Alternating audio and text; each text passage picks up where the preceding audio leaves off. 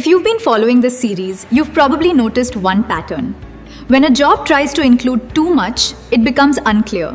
And unclear jobs don't perform, no matter how good the role actually is. The fix is simple.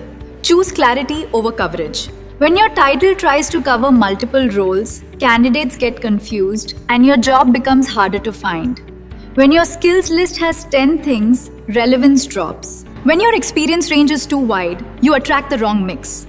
But when each field reflects what's actually true for the role, something changes. The right candidates find it and apply, the wrong candidates skip it. And both are good outcomes because precision improves visibility and shortlisting. Now, if you already have a job that's live and not performing, you don't need to repost it. Just go to Manage Jobs under Jobs and Responses, open the job and click Edit. Then do a quick check. Is your title specific enough? Is your skills list focused?